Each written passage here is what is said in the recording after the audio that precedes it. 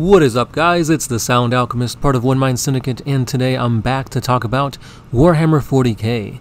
But on that note, let's switch gears a little bit and talk about Magic the Gathering, because lately that is what our playgroup has been playing pretty much in exchange for 40k. I don't know why we took a break from 40k. Maybe it's because of the whole Warhammer Plus leaving a sour taste in our mouth or what have you, but we've been playing Magic the Gathering, and I've noticed that we get really competitive when we play Magic, to the point where like one person ends up winning the game and it's not even a competition.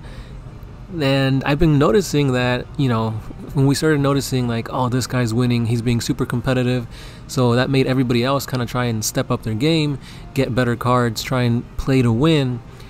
Is that a healthy thing for Warhammer 40k?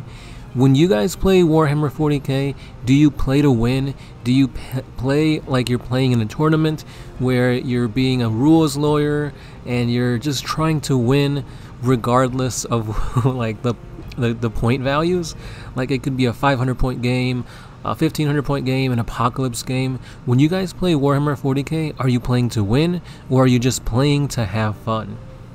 Because lately I've been thinking about the balance of 40k, since we got a bunch of weapons that just made the Tau really looking good. Like we've got the pulse blast cannon that made me say, and then we've got the rail cannon on the hammerhead that made me say, and I'm just thinking, like, if that's how it's gonna be with power creep this edition, where every faction that comes out is just more bonkers, more crazy, like, is that okay? Like, in order to win games of 40k, to be competitive, to win, you really need to play these overpowered armies and factions and rules and what have you to actually come out on top.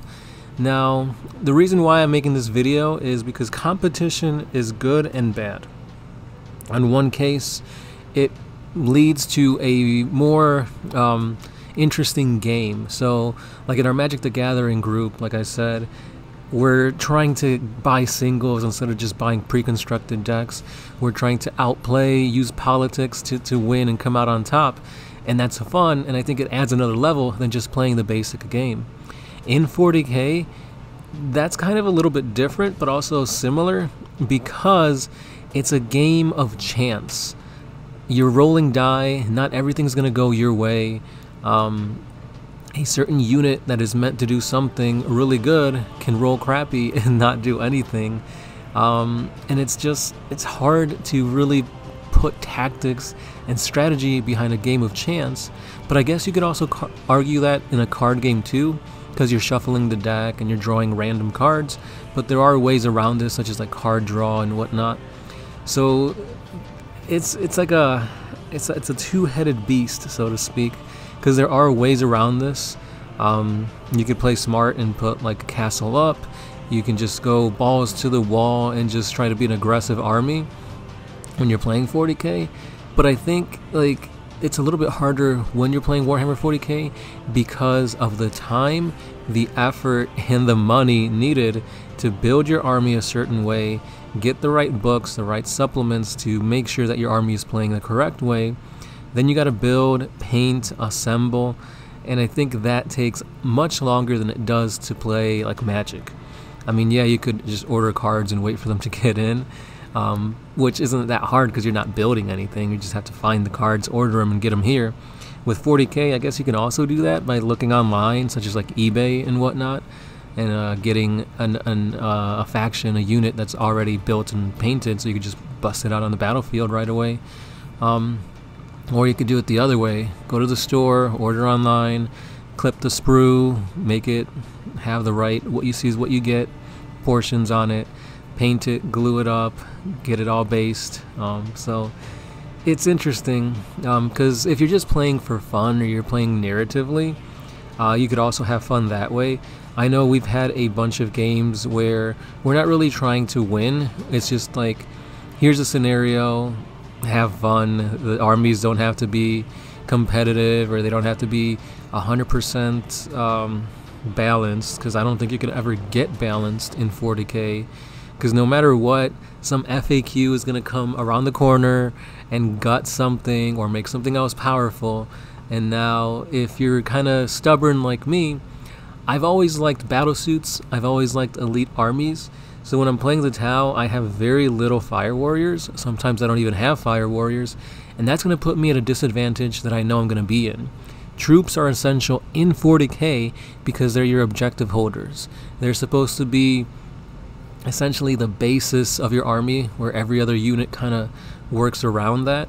But when you're playing a game more narratively or to your liking, you tend to know that, hey, I'm not going to be doing as great as I should be because I'm not taking so-and-so units.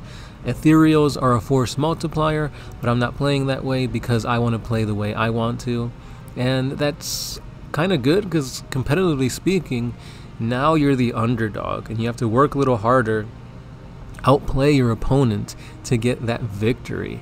And it's interesting to see this on the battlefield because there are so many times where I know my friends are going to be playing the most up-to-date, most competitive armies, and I'm over here still playing an army who hasn't gotten their 9th edition rules, so I'm already like 1 foot in the grave, so to speak.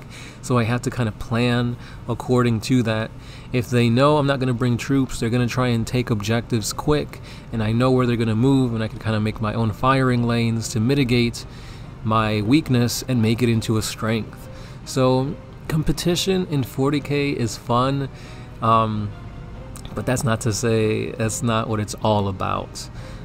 So I just want to know your guys' opinion down below.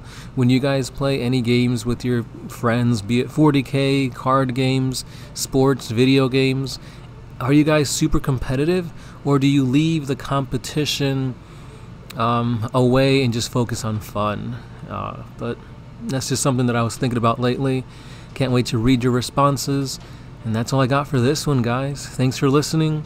As always, if you like what we do here at One Mind Syndicate, you can always leave a like, share this video, comment down below, and of course, you can always head on over to our Patreon page, where a simple $1 a month helps us bring you 40k videos each and every day.